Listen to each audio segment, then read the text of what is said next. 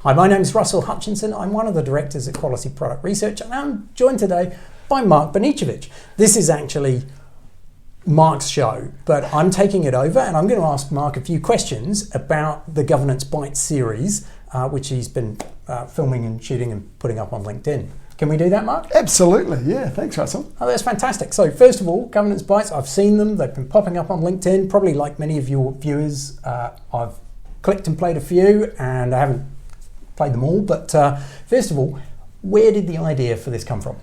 Yeah, that's a good question. I was on an international board that I was up for re-election for, and there were some challenges. A sports organisation where often the people from the sport rise up to governance, and still very operational, not really knowing what governance is.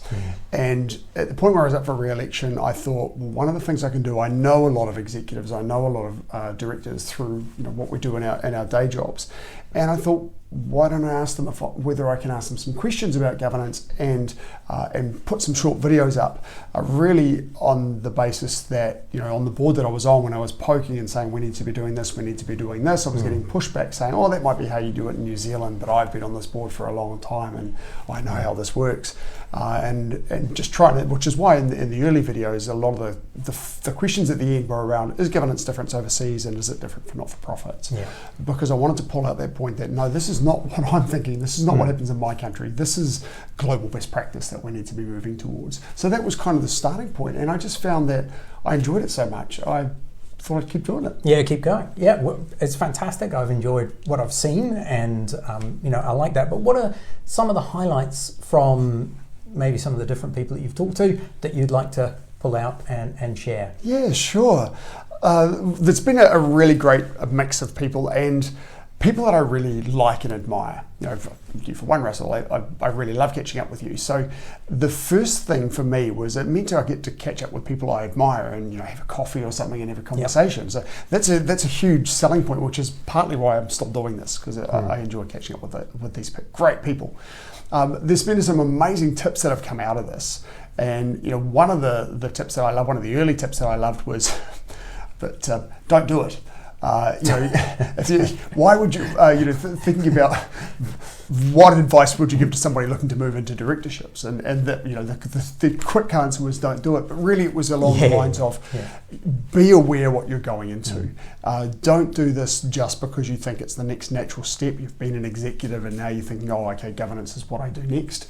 Do this because it's just how you level up. You really, right. No, it isn't. You've really got to want to do this. There's a lot of liability that comes with being a director, and unless you're really passionate about what you're doing, passionate about the business that you're working with, you're not going to be able to give it your all, and you're not going to be able to do it justice, and that can stand you in some fairly serious liability. Especially the case, obviously you're talking about governance boards there, although lots of people get a chance to, if you like, engage in the space through advisory boards too. Yes, absolutely. And one of the challenges with advisory boards that came up in some training that I did recently is being very careful that you don't, and I might actually try and do a session on this don't later. Act as a director. You have this risk of becoming a deemed director. And so you may be on an advisory board, you may even be volunteering your time and not getting paid, but still then, under the law, be deemed to be a director and be under all the same liability as if you were on the company's register. So that was one really cool piece of advice. And then the other ones that really resonate with me, one was around find an entity you're really passionate about. Find somebody, don't just take the first opportunity that comes to you. If you've done the training and you think I've got to get onto a board now, don't just jump at the first thing that comes up. Do your due diligence on the business or the entity, and make sure you've got an aligned passion with it, because if you're passionate about it, you're more likely to read about it, you're more likely to do the research, you're more likely to bring a lot more value to that entity. And the third piece that really resonated with me was get training. Don't just stumble into a role either on an advisory board or a governance board and not know what you're doing. Get training, understand that we talked in an earlier conversation about the body of research and stuff that exists there. So learn what governance is and make sure that you can get in there and add value in the right way.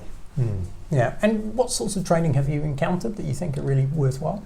So there's a couple of really good entities in New Zealand. We've got the Institute of Directors. I'd love to do the IOD course, that week residential course. So that's something that I'm looking to try and do next year if I can. There's Governance New Zealand. There's another great body with governance, and their charterships actually are internationally recognised as well. So they're another great body. Sport New Zealand actually has some free governance training, which is worth doing. There are companies like Faraday. I've spoken to Henry Lynch through the course of this, who's very focused on advisory boards, and his training, which I've done actually is fantastic training, is not just about advisory boards, it's about a system for how to help companies go from where they are now to where they want to be. Really valuable. So there are a number of entities, but they're some that really stick out for me. And there's also really good information on business.govt.nz. There's really good information on companies.govt.nz, about your duties and so forth. And business.govt.nz gets a little bit more into how to run businesses and how to shape them. So there's really good information available and good training around. No, that's magnificent. How did you come up with the name? I was joking earlier, was it a competition between governance bites, governance nibbles, governance gnaws? Sometimes I feel that governance gnaws at me. It just keeps going. It's just, It's a funny question. I started out actually with the idea that these videos would be 3 to 5 minutes. Right, really bite-sized. Bite-sized. And so that was kind of where the idea came from, was governance bite-sized interviews. What I very quickly discovered, the first interview I did was 6 minutes. The second interview I did was 11 or 12 minutes. Right. And then over time, some of them stretched out to kind of 20, 25, 30 minutes. So they're not bite-sized anymore, but that was the impetus for me. It's difficult to keep them really succinct, I think. We like to tell stories. Yes. And that's, It's also, I think, you use a minute up just introducing each other and say hi, right? So you snap a bit out that way. And then, if you've got 2 or 3 questions, which is usually all I have for an interview now, is 2 or 3 questions. And as you say, when you talk around it and you start digging in a little bit, you very quickly use up time. Some great advice that I was given from an old school friend actually that I met up with recently, who hopefully will be a future interviewee. She's on a couple of multi-boards. She said, why don't you split them into 2? And so that's something that I'm starting to do now, where I'll get half a dozen questions. I'll try and split them into 2 groups of 3 questions and run 2 interviews with the goal of each of those being 10 to 12 minutes. I think that's a sweet spot. Nice. They still tend to run up sometimes 15 to 20, but I'll try and keep them down to 10 to 12. Yeah. Well, look, it's a fantastic series.